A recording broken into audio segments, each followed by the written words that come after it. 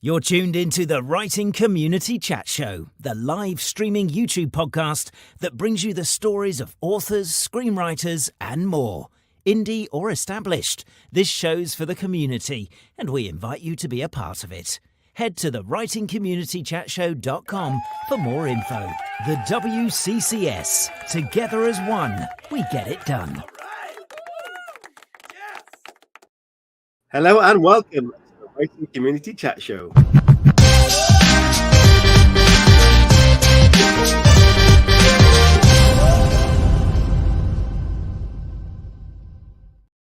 Hello, everybody, and welcome to Friday night, the Writing Community Chat Show. This is what we love. We're part of a community. This whole show is a community that has people that support it and are supported by us. And when we get to Friday, that means you can put down your pens or your keyboard and you can pick up a drink and relax while we get into a good conversation. And we want to hear from you guys. How's your week been? Let us know. If you've got any cool stories, drop them in the chat and we will talk about them. Hello, Chris. How are you doing? I'm very good, thank you. How are you, Agate? I'm good. Linda just says in the comments, based on our new intro video, synchronized beer drinking. Awesome. Yeah, that was totally coincidental. You asked me to do a little video, so I did, and then it somehow magically synchronized with yours. It did. So, I obviously created that video, but I didn't actually have to edit that at all. I literally dropped the video in there, and it was perfect. It was meant to be, Chris. So yeah, my week's been pretty good. I've been up with some family, getting some time up, staying away. It's been very nice, and I progressed a lot of progression in my college work. So that's starting to be behind me now, and I'm really excited about being able to get back into my writing. I'm starting to get excited about that. So yeah, it's been a while, but how was your week? Yeah, I mean, I've just been really looking forward to this week because we've had one great guest already. We've got another one on tonight. Yeah. If you're looking for ideas and you're getting back into writing, I mean, look no further than the ideas queen that we've got on tonight, because there's some brilliant ideas for novels, and hopefully we can pick her brains and give our writing community lots of advice as to how they generate their own brilliance. Do you know what and you always say it about the creative masters, just forget that and listen to the show or watch the show, all the hundreds of videos that we've done. But you're quite right in the sense that whether the people on this show are indie authors releasing their first book or whether they're multiple Sunday Times or New York Times bestsellers, everyone brings their own story, which we all love, and we get to hear about that. But they also bring a lot of wisdom and experience and knowledge, and often that different knowledge we can pick up and utilize ourselves as writers. So it actually works out really well that we'll pick up tips that you may not have expected to hear.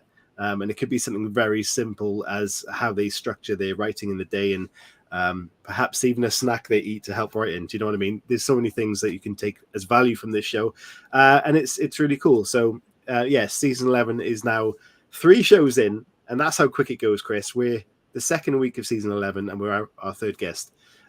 Incredible, and I can't wait for tonight's show as well. Yeah, it's definitely cheaper than doing a master's, and it's a lot more enjoyable because you can get a few beers in, you can get a few drinks in on Friday. Come watch it, come join in. Get involved in the chat. In some master's degrees, you can sit there in the back going, why am I here? Why am I here? Why am I here for the whole time? But if you do that here, you can get involved and we'll acknowledge you and the fact that you exist. Yeah, definitely. Let us know in the comments how your week's been. And if you've got any kind of good news stories this week, please let us know. And if your writing's going well or not, let us know about that as well. And hello to you all in the chat. It's great to see you here. So, Chris, are we ready to get tonight's guest on? We definitely shall, because tonight's guest, as I've said before, is an absolutely incredible author, and it's a pleasure to have her on the show.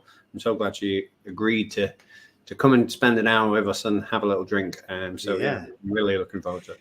Indeed. So tonight's guest is a novelist, a short story writer, and a screenwriter, which is very cool. I'd like to dig into all of that.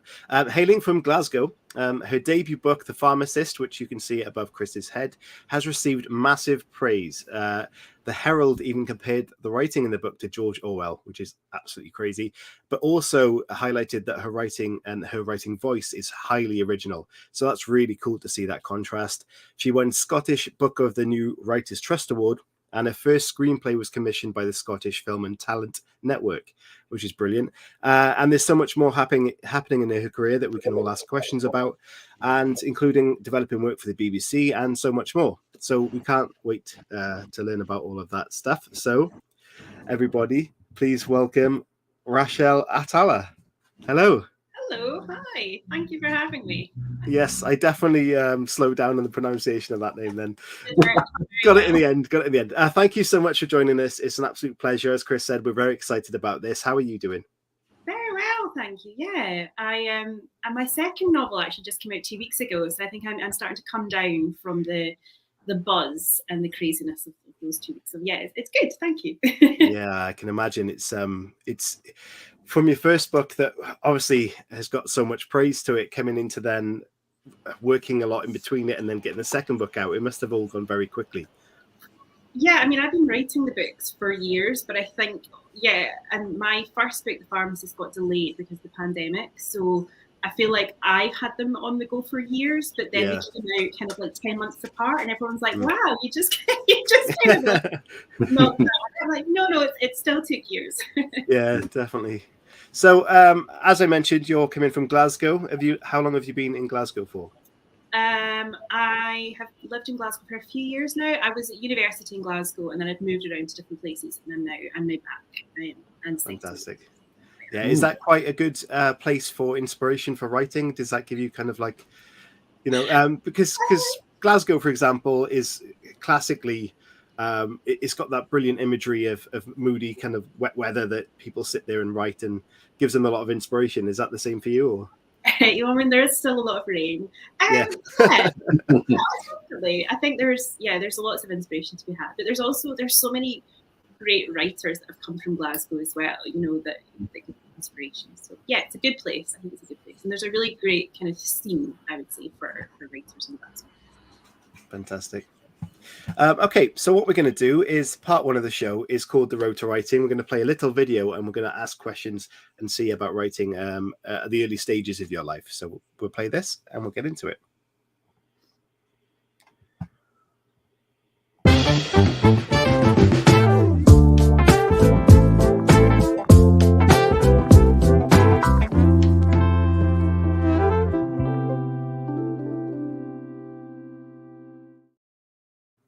Took a while to find that one, didn't it? Brilliant. So Rachelle, please let everybody know, where did writing come from in your life?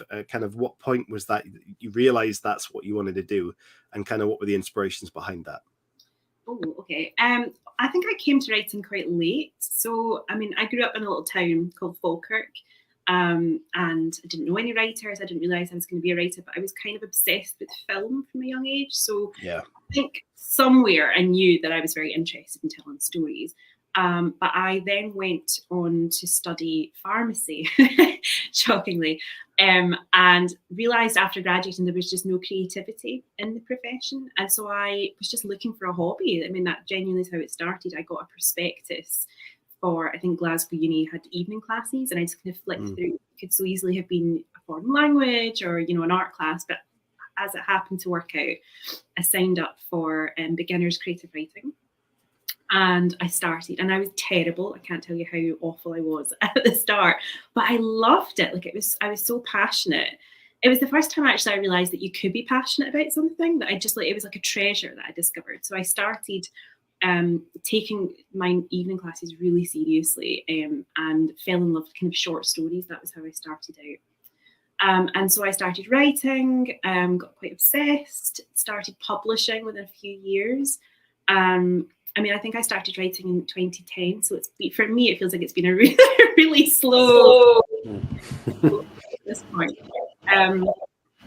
But got some short stories published, and then very gradually worked my way, and then thought, well, I might tackle novel territory. So after I won a Scottish Book Trust New Writers Award, I was given a mentor. So I thought I was going to focus on novel territory.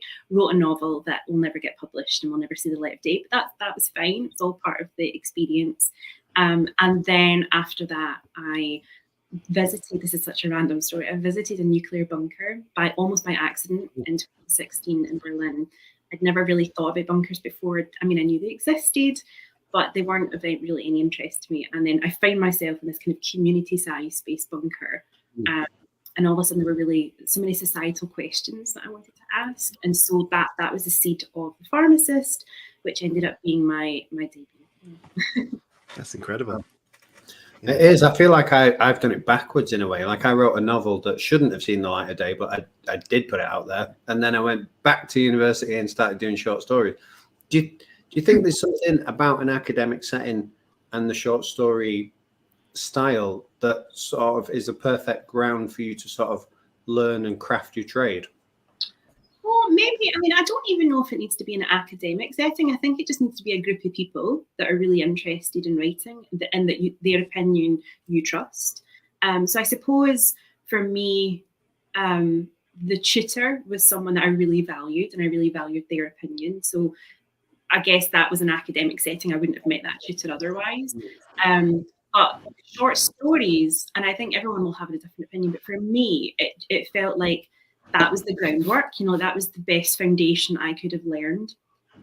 For if you can tackle a short story, if you can write a story in 2,000 words that moves somebody or asks questions, then I feel like you kind of got it pinned, and I found it easier to kind of move into bigger form from there. But then everyone is different. But yeah, for me, and I always find I always come back to short story when I get an idea or inspiration for something. I'll immediately be like, is this a short story or is it something that's meant to morph into something bigger? So it's maybe just where my comfort zone is, I guess, for finding stories. Yeah. Can you remember, you said that you were really bad at the beginning. You said you were so bad. Like, can you remember that first story that you wrote that you let other people see, or you maybe read it aloud? And can you talk us through that moment? Yeah, I can't remember the title. It was so shockingly bad. I've blocked it out. I remember the feeling of having like palpitations, because it was one of those, the way the critique worked is you would email the story ahead of time before, and then everyone would read it. You would read the opening of the story at the start of the session, and then it was kind of like, wolves on you. And so I can remember that feeling of my heart like racing and wanted to be sick. And then I think they took pity on me. I think if you were in the class quite a long time, they would just be ruthless. But because I was quite new, you could tell, which is almost worse. I'm like, just give it to me. You could tell they were trying to be really restrained and do that kind of shit sandwich, when it's like, yeah, I hate that. Yeah, shit sandwich is the worst. I've had a they always give the but at the end, don't they? They go, I really like this, but, and then they go in on you, and then they go, well, your punctuation was great. So yeah. Well about that. I don't think that fear ever leaves you. I think you get better. I don't know how you guys find it. I think you get better at taking, and obviously, the more you write, the more rejection you're going to get, and that's actually part and parcel of it. It's the resilience, but there still is that, because I also think writers were quite needy. Like, we want to be liked, we want to be told that we're doing things well, and so you're always bracing yourself to be told, actually, no, this isn't working. And the best thing I learned from doing those workshops was that most of the time, if you trust the people, they're just wanting to make the piece better. They want your writing to be the best it can be, and if you can kind of hang on to that and trust them, then 9 times out of 10 they're usually right. I really feel as authors, we need to be okay with making the mistakes, because a lot of the time that's where we really learn to make the difference. And so many people, especially writing their first books, just hold on to it for years and years and keep rewriting, and they just got to let it go. And they've got to trust that process, especially if you've got something to lean on like that community where you can just go and allow them to give that feedback live. Then that's even more valuable. So when the Pharmacist had great praise, and I read some of that out at the start, like being compared to George Orwell is incredible. So how did that pressure, was that a lot of pressure on you then to continue writing and writing your next book that was out recently? Was that a different process for you? Yeah, it was different in the sense that I think with the Pharmacist, I was writing it purely for the passion. I felt it was a story that I couldn't stop writing, and I was under no illusion. I know how hard it is to get things published, so I was just writing it because I wanted to write it.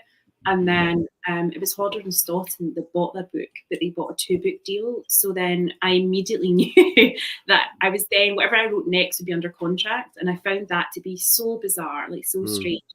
I found writing my second novel really difficult, to the point where I was quite glad that I was under contract, because I was worried that if I hadn't had the pressure of someone being like, you are contractually obliged to deliver a book, I just don't know if I would have got there.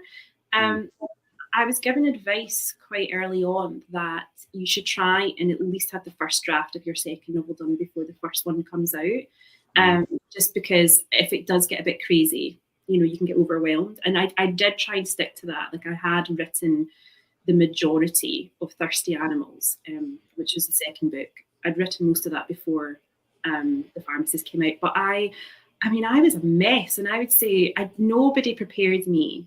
And I don't think they can, even if someone tells you beforehand. I think you have to go through it. But I wasn't prepared for the roller coaster, the big highs and lows as well. And I made the stupid error of like going on Goodreads or, like NetGalley, like before the book had come out. And I would just be like, oh my goodness, this is a disaster. What's going to happen? And it's amazing how quickly you can lose your confidence, or you can lose that feeling of being proud of a piece of work because it's personal and it's you. Yeah. Yeah, crazy. So how does it differ for you from writing short stories to novels and screenplays? What process is there a process you like more than the other, and kind of which one do you kind of get more satisfaction from? Well, I think, as I said, I think short stories are like my comfort because they're quick. You can, if you want to tell a story and you do it in a short story, you can get it written in a day and be like, oh wow, there we go. With a novel, like, my goodness, it's a marathon, isn't it? Like, you're investing such a length of time, and some days you think, or maybe it's just me, but sometimes I'm like, this can be brilliant, and then other days I'm like, this is awful, like absolute garbage. Like, what am I doing? I think that definitely plays with my emotions about novel writing. But then when I finish it, and when I hold that book, I'm so, and I kind of want to just like shout and show people like that I managed to do this. And then screen is totally different again. And I tend to find that I'm not much of a planner. So I think I'm planning in my head subconsciously, but I don't tend to plot things out for books or short stories. Whereas I find with screenwriting, particularly if you're being commissioned or funded, you aren't allowed to get near a script until you have given them, a 5-page outline, a 10-page, 20-page treatment. And so that learning, like, I can bring something from each to make the project better, if that makes sense. I think maybe screenwriting has shown me actually it can be quite useful to have quite a clear idea, and that would probably save me a lot of time when I go to like redraft a novel. But you do what you do, So the Pharmacist then was like a real passion project, and almost like you were taking tidbits of your own life of going to the bunker and studying pharmacy and merging them into a novel. But then with Thirsty Animals, how did you go, right, I've done this first one that I really enjoyed doing and that was my passion project, but I have to do another one because I've signed a contract and I need to think about what to do. So how did you navigate that process of going, here's my passion baby, my first real big idea that's been taken off and is doing really well, and then I need to go out with another one? Well, I think I still do this. I basically will write about what I'm obsessed with. So what is it that consumes me? It tends to quite often be things that worry me, that keep me up at night, about society and how we behave in the world. So I think that kind of underpins everything. I'm always interested in kind of the kindnesses and cruelties that we are capable of imposing upon one another. I suppose I'm just trying to always find different ways of exploring that. So yes, with The Pharmacist, it was the bunker, and the bunker really interested me. And actually, up until that point, I never wanted to write about pharmacy. I wanted to keep the two worlds completely separate. I also didn't think anyone was interested in pharmacy, maybe just because that was my day job. But when I realised that actually the narrator in the novel for The Pharmacist should be a pharmacist, the story really flowed. I tried different narrators and it wasn't working. And so when I landed on Rob's voice, who happened to be a pharmacist, her voice just kind of flew, and it was quite cathartic. I realised there was quite a lot of me, and I'm very different to the character, but there was so much of like the career that I had and my anxieties and my worries and all of that just kind of came out. So that was quite therapeutic. But that was interesting because I obviously had to do some research, but I was very confident in the ability of the pharmacist and what she was capable of. Yeah. Whereas when it came to Thirsty Animals, I had been trying to write a novel about water for a long, long time. I'd been really interested in water. I watched The Big Short, the film The Big Short, in 2015, and I love The Big Short. It's kind of like my go-to film, you know, like if I just want something on, and it's not even like that relaxing a film, but I think it's great. And for anyone that hasn't seen it, it's about the housing market crashing in 2007. And there was one hedge funder that could see it all happening before everyone else. And by the end of the film, he's so jaded with the industry that he kind of closes his hedge fund down. But at the end of the film, it tells you like what the people are up to now. And the same person, it says the only thing that he will trade in is water. And I remember, and I feel really naive saying that now, but in 2015, I was kind of like, water? Like, why would you trade in water? That's just this like natural resource, you know, like does anyone own it? It was like, so naive. And so that kind of took me down a rabbit hole, because all of a sudden I was like, well, you know, let's look at it as a commodity in supply and demand. And so that had been circling my mind for a while, but I didn't know how to tell it, because it's such it's a huge thing. You know, anything with water, how are you going to tell a story? And then I visited a friend's livestock farm. We got invited a few years ago at Easter time to visit this farm. I'm not a farmer. I'm very much a city dweller. And we visited this livestock farm, and unbeknownst to me, it was lambing season. They were busy, and they expected us to help. And so, like, before I knew it, I was like putting on a glove and being like talked. I was being told how to pull a lamb out of a ewe, and I did it. Wow. Oh my God. Well, that trumps my shearing event, doesn't it? I didn't even know that story.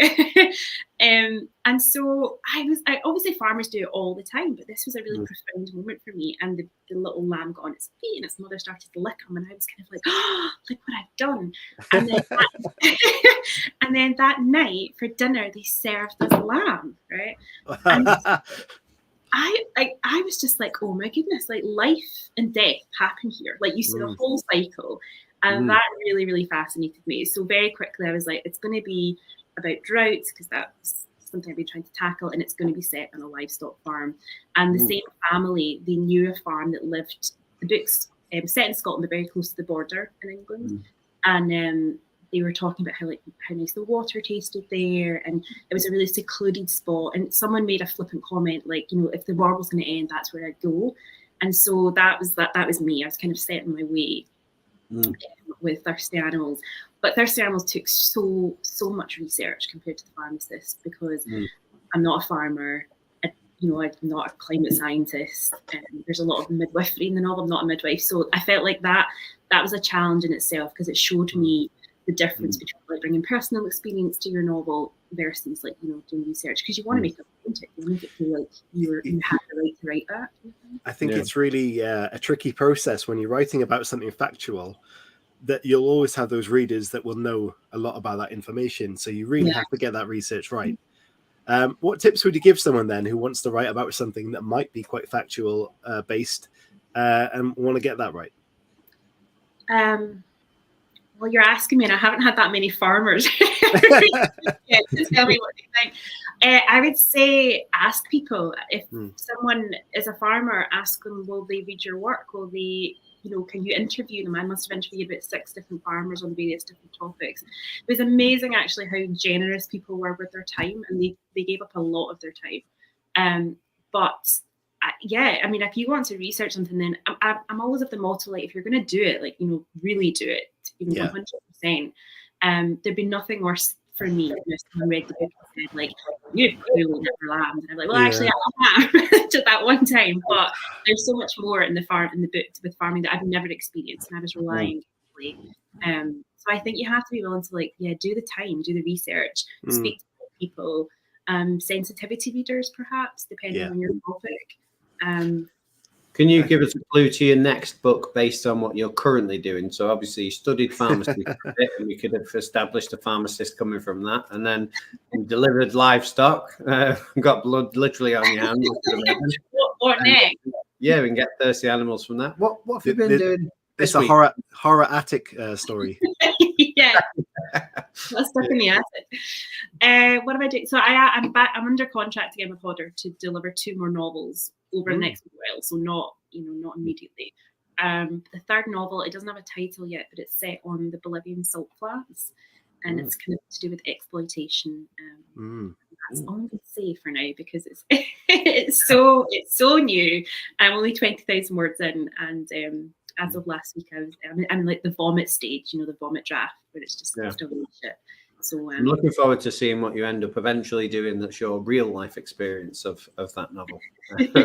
People in a market or something. You're exploiting them. That shouldn't be that much. You never know. I have been to the Salt Flats, and it's a really, really eerie and interesting place. A place where you think like anything could happen. So, well, yeah.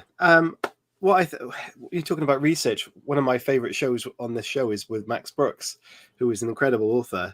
And on that show, he showed me weapons he had made, because that's what his characters had to do in his book Devolution. And he even went as far as in the garage, filling it with soil and growing vegetables, because if he could do it, then his characters could do it. And that's in a very extreme way of going around research. But I was so impressed by that. But a lot of people do kind of just use the internet and kind of fact search that way. And I'm pretty sure all is pretty well. And I think the best advice you had there was kind of getting someone to read over it that might have the knowledge in the first place. I think it's a great idea. I just imagine you, Agate, going to your garage afterwards, just going, I'm going to grow vegetables. And then a week later, just nothing. No, come on. I wouldn't have done it. I had a coffee plant that I don't really do plants, but I thought a coffee plant, I'll be a big boy. It's supposed I'll be a grown up. It's supposed to be like 5 years to grow, and I killed it off pretty soon. So yeah. Well, these things happen, don't they? I actually think I overwatered it, so I cared for it too much. Too much love. Too much love. Yeah. I always tend to find my protagonists are quite flawed, because I always think like I'm probably quite flawed, and I don't know if I'd be very good at half of the things I'm trying to write about. So they're never perfect. I feel like there's always room for error by characters. So when you're putting these stories together for a massive novel rather than obviously just a short story, are you at any point, because your novels have great hooks and you can almost sell the idea and the concept of the novel in just one line, which is not always possible in a lot of work. And obviously it's a really good tool to be able to do for agents and, publishing houses that can then go, oh, it's this. And they can just give you the smack and you're like, oh, that sounds really interesting. So do you put a lot of thought into that, or is that something that happens organically? I have to say no. I'm getting better, because I feel like particularly in film, I have to be able to say, film or TV, I have to say like in a one line, this is what the idea is about. So I'm getting better. But with novels and short stories, no, it actually really shocked me when I started writing that people were like, what's your story about? And I was like, no, you tell me what it's about. Because and I think again, it's maybe a short story principle. I'm always leaving room in my writing for kind of the reader's own interpretation. There's always there's vagueness. It tends to be kind of unreliable characters. And I really like that. I like this idea that the reader can come to it and also have their own questions and take. And so I've never, like there's the two novels that are now published, they have a kind of tagline, but that's marketing afterwards. And actually, I think it's a nightmare for them to market, like especially the Pharmacist. They were like, okay, so the Pharmacist in a bunker, like dark things happen. It was just like, what exactly is this? So they did a really great job of kind of trying to boil it down to a few sentences to describe it. But I find that really hard, because I think it's about so many things, and if I was the one trying to describe it, I would probably, and it's about this, and it's about this, and whereas that's not catchy, that's not a tagline. But yeah, I think you're right. I mean, I've done interviews and stuff, and they're like, well, what's the novel about? But by that point, it's published and I know. Maybe also because when I start writing it, I'm not sure what the novel's about. It takes me a couple of drafts to actually realise what is the themes, what is it that I'm trying to get at. I mean, not always, I'm probably subconsciously I always know, but I don't think I'm conscious when I go to start writing. I think that comes out. And interesting. Brandon just said in the comments, and I looked across when we did this. He said, "Why are the guys drinking in sync again tonight?"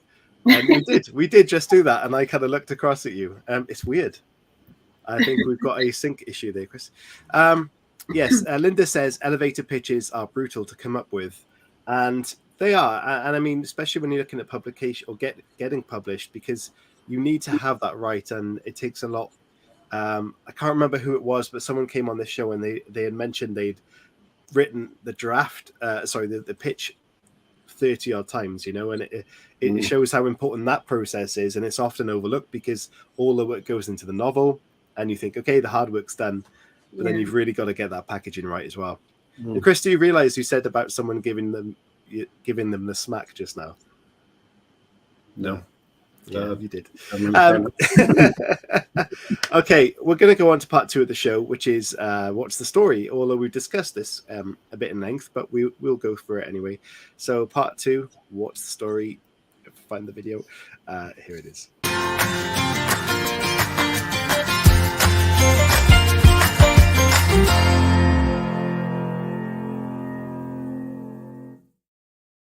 So, Chris, you will see up in the top corner, I've secretly switched the book covers. Thirsty Animals is now up there. Not so secret that I've noticed it straight away. No, you didn't. So, Rachelle, please, can you tell everybody, even though we kind of discussed this, what Thirsty Animals is all about? So Thirsty Animals follows Ada, 21-year-old Ada, who has been forced back from, she was studying in Edinburgh as a student, and she's forced back to her family's rural farm in the Scottish borders due to severe drought. And to make some money in the evenings, she works at the Welcome Break service station 2 to 3 nights a week. And the Welcome Break service station is kind of the first port of call for people coming over the border from England into Scotland.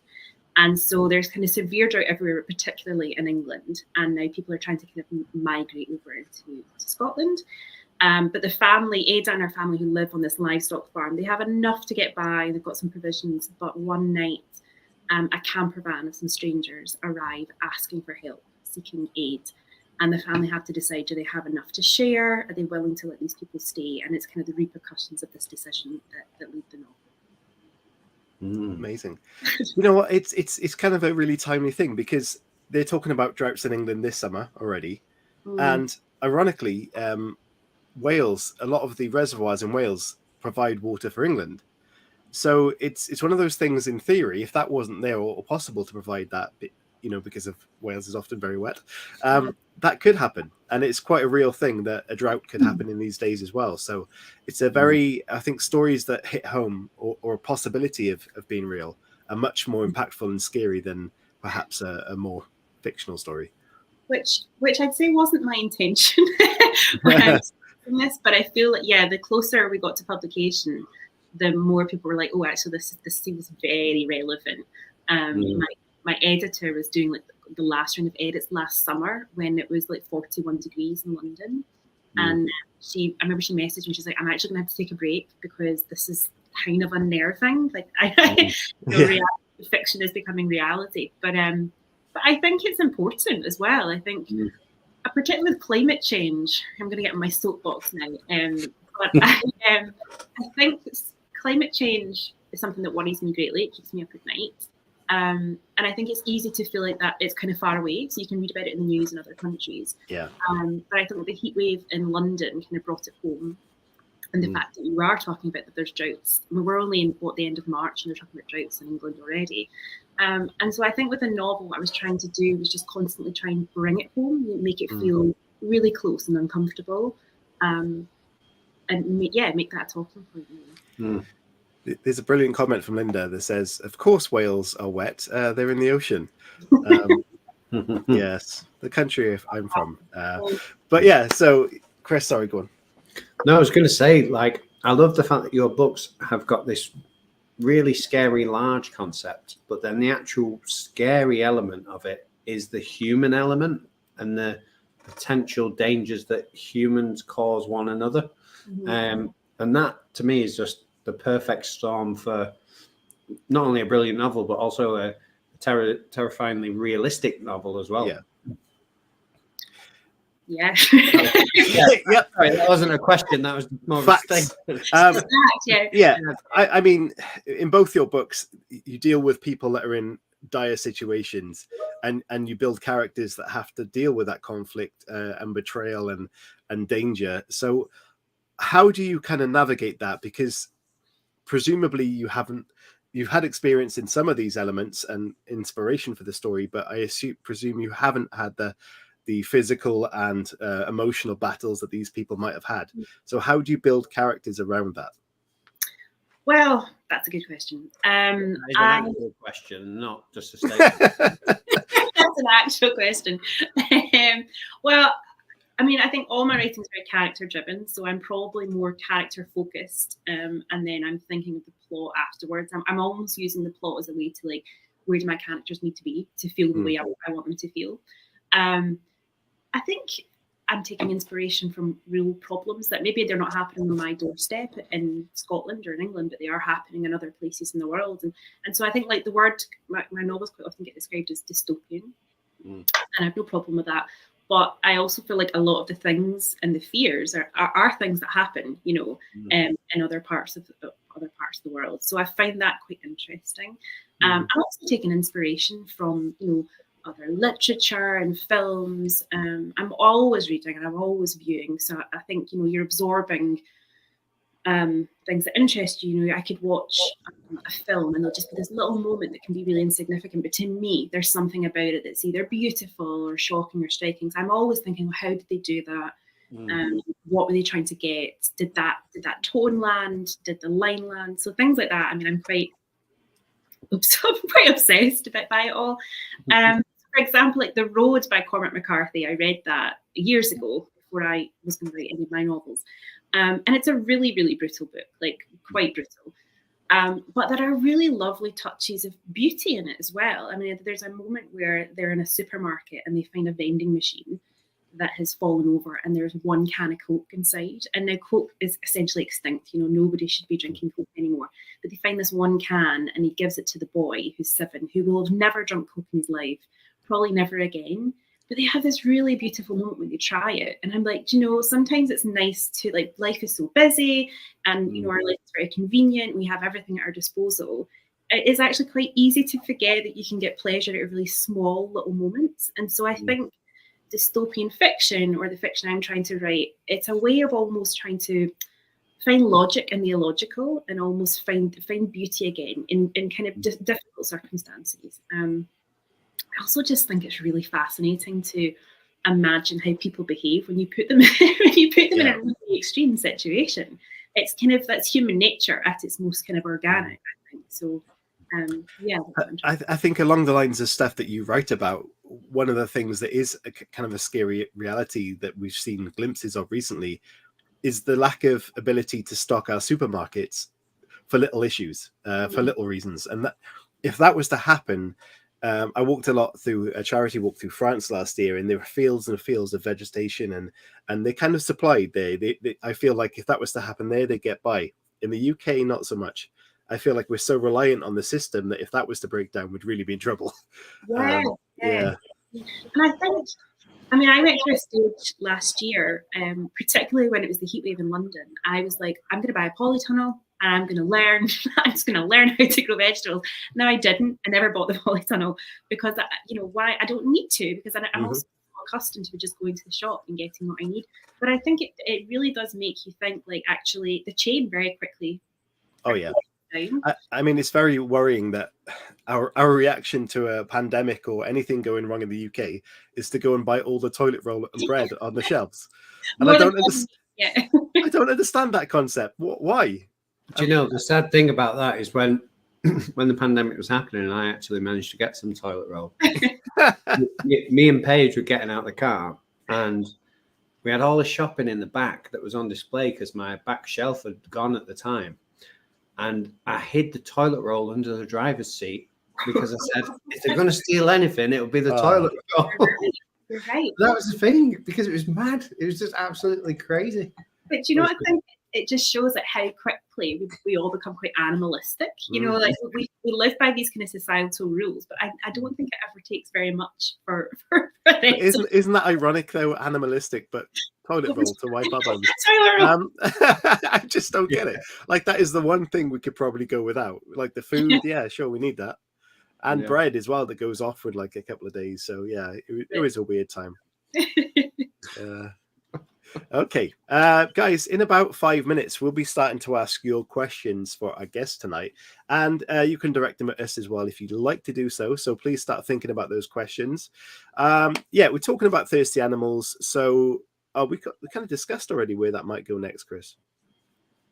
Yeah, we did a little bit. What I was going to say is, have you written screenplays for your novels, or have you just sort of left them as novels at this moment in time? So I am adapting The Pharmacist for film. Ooh. It's very early days, so I can't say too much. But it's in development for feature, and I'm writing a feature. And Thirsty Animals has just gone out on submission for film and TV, and we're hoping to sell that more for television. Who would be your dream casting for The Pharmacist? Lead role. I genuinely do not know, and I think I don't ever think about it because I feel like I'm tempting fate. I think I'm in that way. So I don't know who Wolf is the pharmacist, and I genuinely do not know who would play her. But the leader, ND, I've kind of got into my head that I want someone like Mark Bonner to play him. I don't know if that's even the right fit, but now I don't actually get much of a say with casting. The writer, that's very much down to the director. What would you say if they turned around and said, "We want you to play the pharmacist"? No. I'm definitely better behind the camera. The short film, actually, so I wrote a short film that got funded by EFI in 2019, just before the pandemic, and it is also about a pharmacist. And the actor that plays pharmacist is amazing, but there was a dispenser that I'd written into the script, and we almost ran out of budget. And the director was like, you could just be the dispenser, like, you know what you're doing in the pharmacy. And so I did. But it was fine, but I was so nervous. Like I had to pour like fake methadone, and the camera zooms in, and I feel like my hands just like, no, I'm absolutely hopeless. I don't know how actors do it. I'd love to act. But no, I'm very firmly. What do you think?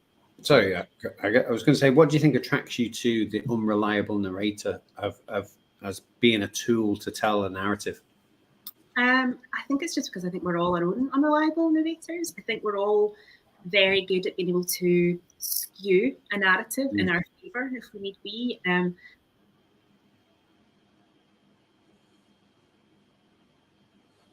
had to redeem myself with a question there. I mean, is she frozen? She has frozen, but she will come back. Yeah. I thought it was just my screen then, but yeah. Yeah, really interesting close to home concepts. I really feel are the ones that they're almost like a horror element because of how real they could be. Do you know what I mean? People would be kind of terrified about them.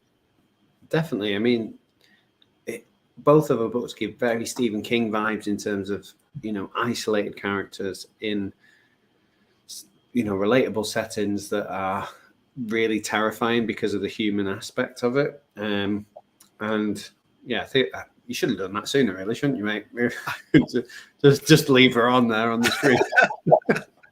But yeah, I love the unreliable narrator aspects as well, and that's why I wanted to throw in a question there, because it's such a good tool. And a statement.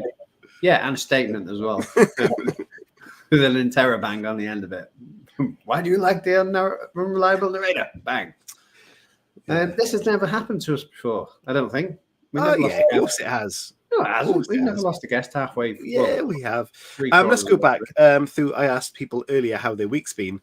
Brandon says, I feel like we're living in the pre-farce of a dystopian saga anyway. Quite ironic. Yeah.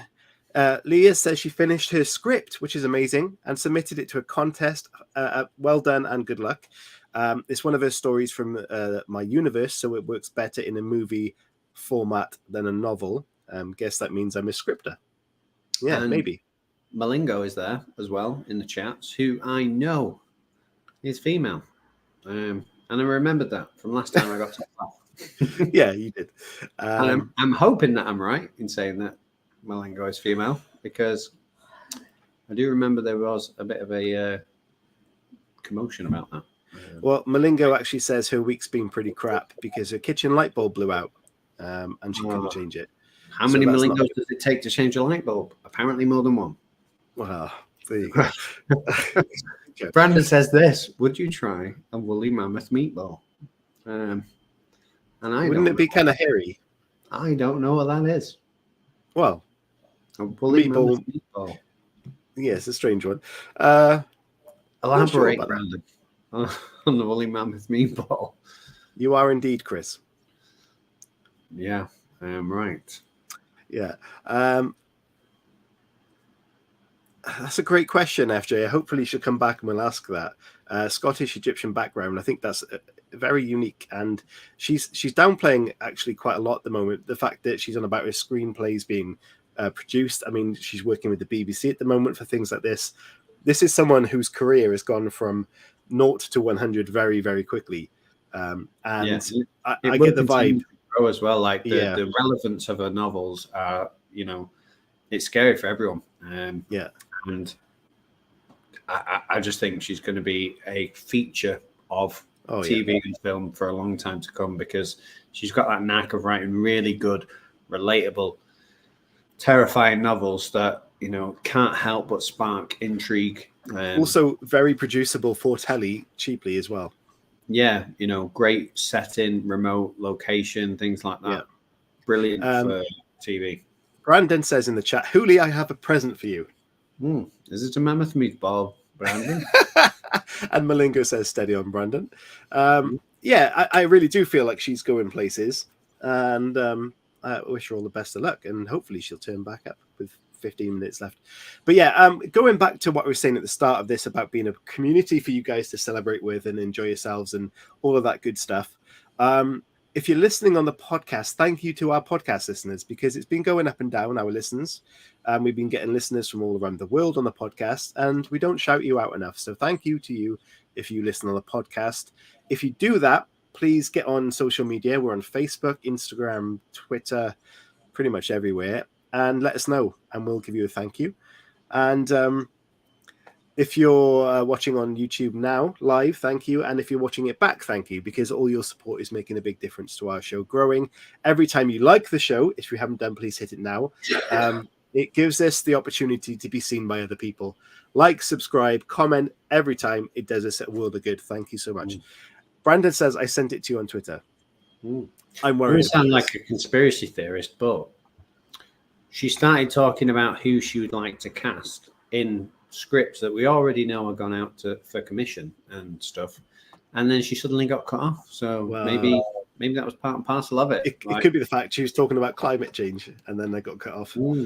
Yeah. Who did she say she would cast in the role in The Pharmacist? I can't remember. Maybe people in the chat can remember. Maybe people in the chat can remember. So I've just seen Brandon's picture. Oh, it's brilliant. That nobody else can see unless you share it with us, Haggart. I will share it with you if I can do so. Let me see if I can do this. Okay. For the podcast people. Oh, Mark Banner, Malengo said. That is correct. That's the person. For the podcast people that can't see this. Mark Banner. So maybe the company have said, we cannot afford him, cut her off. Maybe. But for the audience and podcast background, Mr. Hooli is terrified of a certain something. Please, you're not going to show me a picture of ET now. ET, what Mr. Hooli is terrified of, and Brandon has just sent this picture. At least let me close my eyes. Jesus. Yeah, I'll have a look. I'm not having a look. It's not. Just look at it. Yeah, it's ET. Yeah, but it's dead ET. Yeah, well, alive and dead ET. He's fictional, but he's still scary. That is a scary photo of ET. Yeah, I'm not looking at that. It's brilliant. creepy. It is very creepy, and it's the remains of one of the ET puppets, and it looks terrifying. Why would anyone have that? If I came into contact with that, I would burn it immediately. I've taken it away for you, Chris. Thank you. Thank you, Brandon. Yeah, great thanks, Brandon. friend. Yeah, no, I love that sort of engagement. Dead. Hang on. Puppet can't be dead, can it? but a decomposing puppet. Jesus, wow. Milingo says it looks like she loves like ET. Predator had a go. What we want from our live audience right now, because essentially our live audiences and you guys watching right now are the bread and butter of this show. If you weren't here, we probably wouldn't be either. But tomorrow is April Fool's Day. So do you have any schemes going on? Do you have any schemes that we could get going on? Because we're not very original thinking in that direction. Did I notice when the ET thing was happening that tonight's guest popped up again? No. Underneath the stuff that we can see on the live. Did they? Maybe for a minute, but I think ET may have scared them. Oh, hang on. There we go. See? Hello. Yay! Woohoo! I'm so sorry. I don't know what happened with my internet there. Apologies. We discussed that you'd been kicked off because of talking about global warming and things. I think that was it. Yeah. I'm sorry. You referenced Mark Bonner, and we thought maybe the budget's not there, so they were like, "No, cut it off." And No. yeah, I live rurally, so I don't know if sometimes like the internet's just like, no, sorry, enough. Well, you didn't miss much. We looked at a decomposing ET puppet, which was terrifying for everyone involved, apart from Margaret, who loved I it. missed it. I'm sorry. I can show you again, but Chris is terrified of ET, so yeah. Do you have that same phobia? Because we've had guests on before that. Well, one guest in particular, Rob Parker, he had the exact same phobia as me. Of ET. Yeah, did you watch ET as a kid, or? I actually don't like ET. Like I can't watch the film. Maybe there is something to that. Why is that? Do you reckon? As a child watching that, I don't know. This is a weird, creepy alien in someone's bedroom. We could start a group of people, a support group for you, Chris. I reckon more people don't like ET than people who do like it. But we could create a club with a T-shirt, and you could be like chairman of the club. Anyway, we got 8 minutes left. We're going to go on to community questions, part 3 of the show. Send us your questions right now, and we're going to ask a few staple questions right after this video.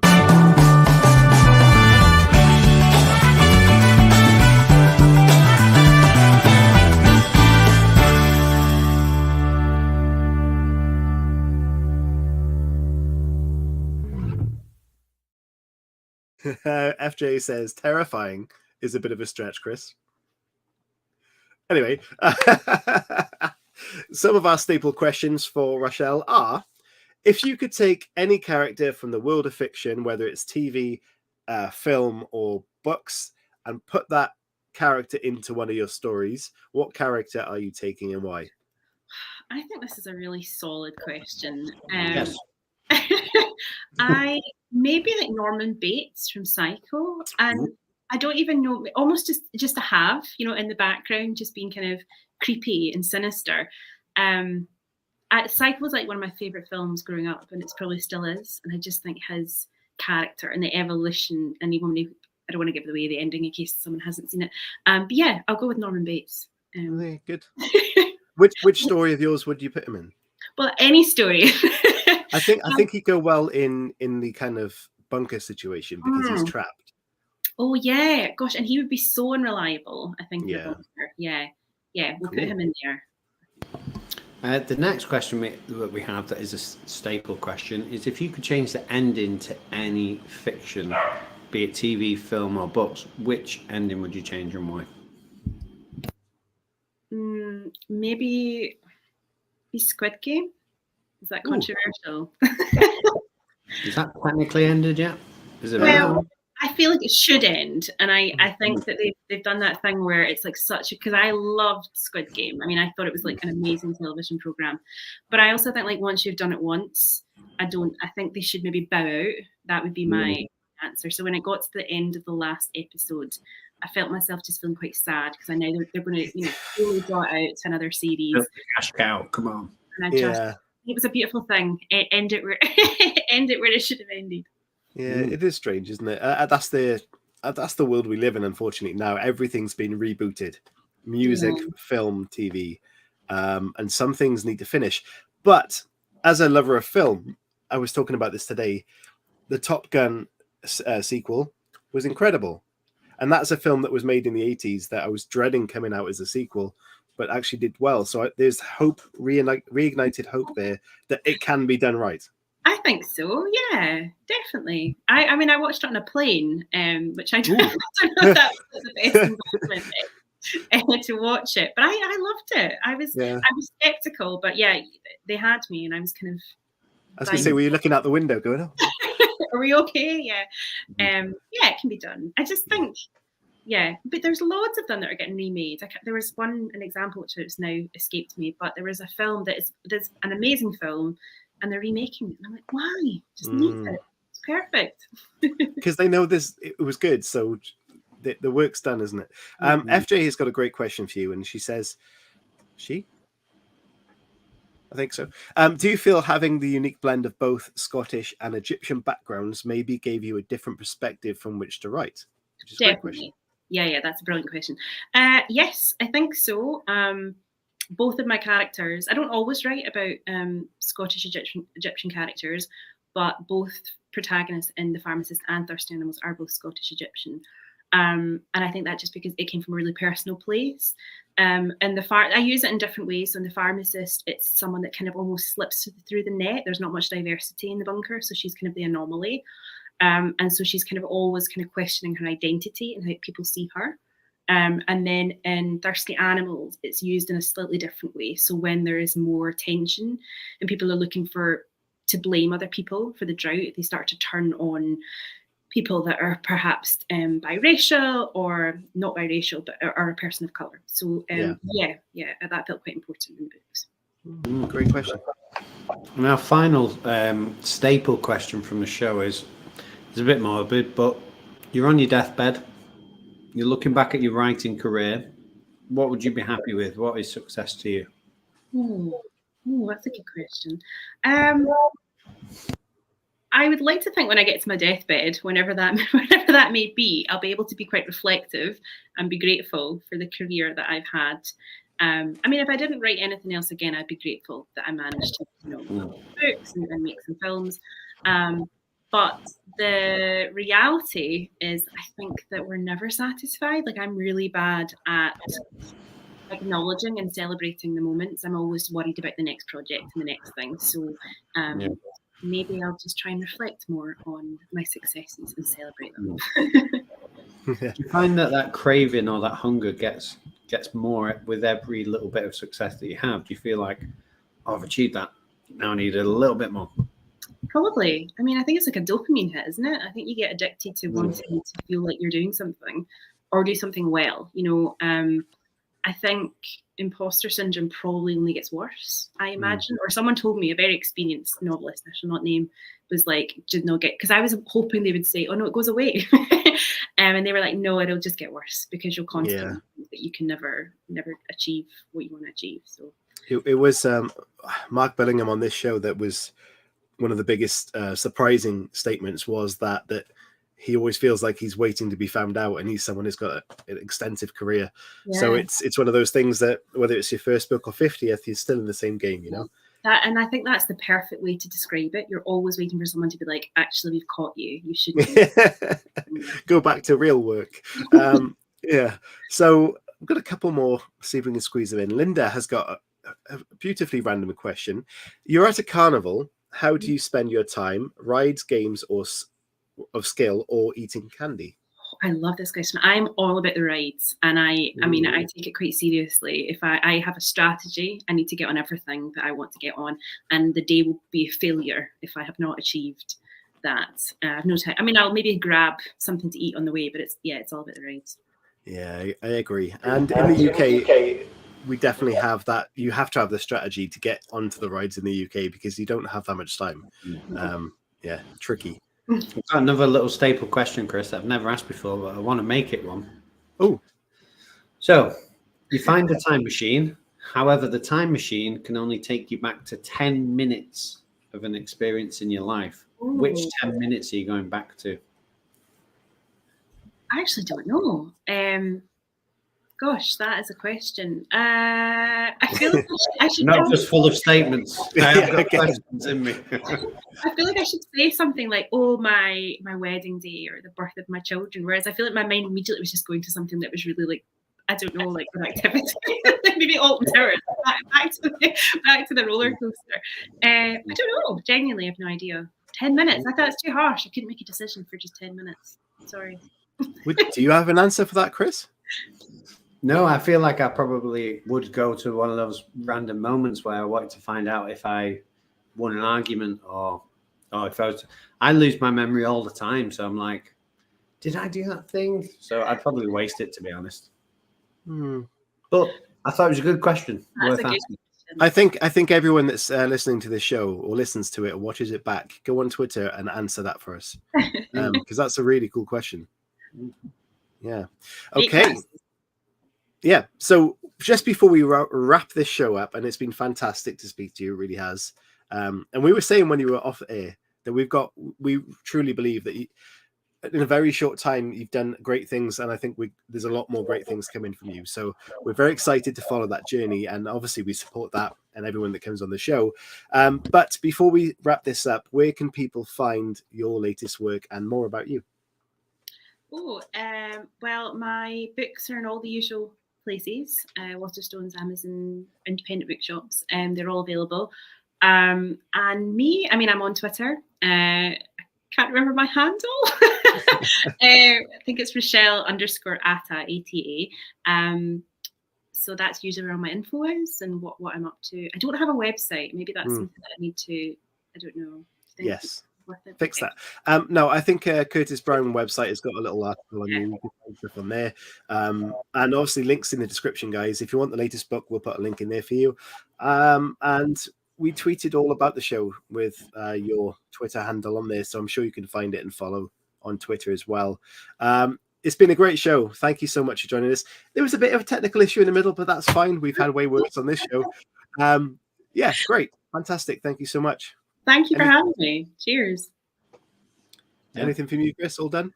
Just, you're forgetting to link it, Agate. We have shows coming up next Friday, same time, same place. We'll be here. Save money on your masters. Grab yourself a beer. Absolutely. Everybody, thank you so much. Have a great week. Some of you have mentioned how your week's been. Look into next week. Be positive. Be creative. If you want help from us, reach out. We'll support you, marketing or just in general. We're there for you guys, and we appreciate your support as well. Thank you so much, and we'll see you very soon. Bye-bye, guys.